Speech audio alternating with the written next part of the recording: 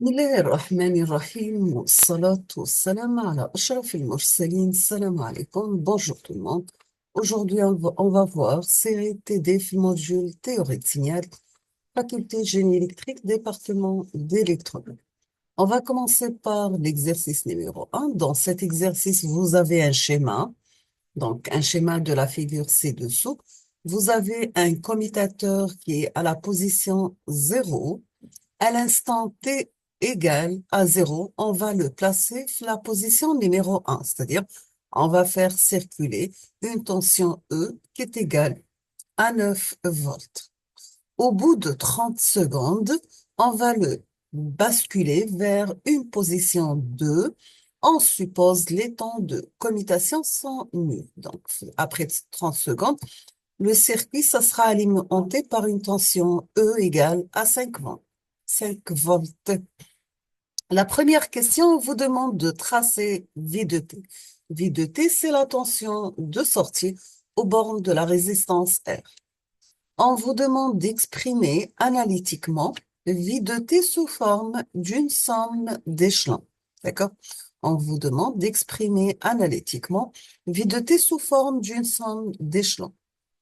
On passe à l'exercice numéro 2. Dans cet exercice, vous avez une figure qui contient un signal rectangulaire décalé. Donc, au lieu de commencer à 0, ce signal d'amplitude égale à A commence à partir de 1, donc T1, donc de période T2 moins T1.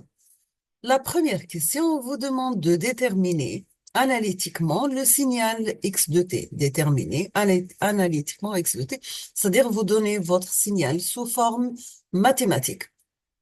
La deuxième question vous demande d'exprimer x de t selon la notation généralisée de la fonction rectangulaire. D'accord? Il faut toujours le signal rectangulaire. Il doit être même la forme x de t égale l'amplitude du signal rect de t moins le centre divisé par la période. Après, on vous demande d'exprimer le signal rectangulaire à l'aide de deux signaux échelons retardés, sachant que le signal rectangulaire, c'est la différence de deux signaux, échelons qui sont retardés. واحد en avance ou l'autre en retard. Après, on vous demande de tracer le signal inversé x de moins t, c'est-à-dire votre signal, ça sera dans l'intervalle négatif du temps. Troisième exercice, on vous demande d'étudier la causalité du système suivant. Donc, y de t égale à t, x de t est égal à x de t moins taux, sachant que a et taux appartient à r au carré. Pour la causalité, pour qu'un signal soit causal, il faut qu'il soit défini dans la partie positive du temps, d'accord? Un signal causal égal à 0 pour t négative, égal à x de t pour t positive. On passe à l'exercice numéro 4. On considère un système ayant pour entrée x de t, une sortie y de t, avec y de t égale x de t multiplié par une peigne de Dirac de période grand T de t, c'est-à-dire que x de t multiplié par la somme de Dirac de t moins 1 t pour n varie de moins l'infini à plus l'infini. La première question, quel est le rôle de ce système? Quel est le rôle de ce système? Est-ce que votre système est un système linéaire ou non? D'accord? Deuxième question, on vous demande de donner la réponse de ce système lorsque vous avez deux signaux d'entrée, signaux suivants. Donc, vous avez le premier signal x1 de t qui est égal cosinus de pi sur grand tt et x2 de t égale à x1 par t moins t sur 4. Donc, ça sera tout simplement sinus de t sur grand T par t. Est-ce que ce système est-il invariant dans le temps ou non? D'accord? On passe l'exercice numéro 5. Donc, vous avez un système linéaire et invariant dans le temps, CLI, dans le système linéaire invariant, dont la réponse impulsionnelle est donnée par H de t égale la différence de deux signaux échelons, U de t moins et de t moins 5. La question vous demande quelle est la réponse de ce système s'il est attaqué par une entrée x de t égale h de t. Quelle est la réponse de ce système lorsqu'elle est attaquée par une entrée x de t égale h de t.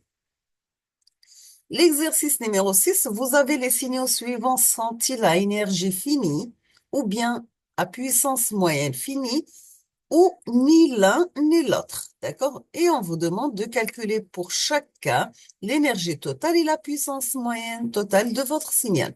Sachant pour calculer l'énergie totale, vous devez calculer un intégral de moins l'infini à plus l'infini de votre signal x de t élevé au carré dt. Pour la puissance moyenne totale, ça sera la limite de 1 sur grand T quand t tend vers l'infini de l'intégrale de moins t sur 2 à t sur 2 de x de t élevé au carré dt. Donc, vous avez le premier signal x de t, mais la forme a rect t sur grand T. A rect t sur grand T, c'est un signal rectangulaire d'amplitude égale à A, centré 0, de période égale à t, c'est-à-dire il est compris entre moins t sur 2 et t sur 2. Pour le deuxième signal, x de t qui est égal à t par l'échelon u de t, donc c'est une équation d'une droite. C'est un signal premièrement causal parce qu'il est multiplié par l'échelon u de t et il commence à partir de 0, 1 plus l'infini. Troisième signal, c'est une exponentielle décroissante d'amplitude égale à 1, donc c'est a exponentielle moins at u de t. Donc c'est une exponentielle décroissante causale qui est définie de 0 à plus l'infini. Le dernier signal, c'est tout simplement x de t égale l'échelon u de t, sachant que l'échelon u de t égale à 0 pour t négative, et là, c'est un échelon unitaire d'amplitude égale à 1, l'intervalle entre 0 et plus l'infini. Je vous laisse le temps de réfléchir sur la correction de ces exercices, de 6 exercices bien sûr, et je vais mettre la solution dans les prochains jours, Inch'Allah. Je vous remercie infiniment pour votre attention. Comme toujours, n'hésitez pas si vous avez des questions, vous pouvez les mettre les commentaires. Et à la prochaine vidéo, Inch'Allah. Merci beaucoup et à la prochaine.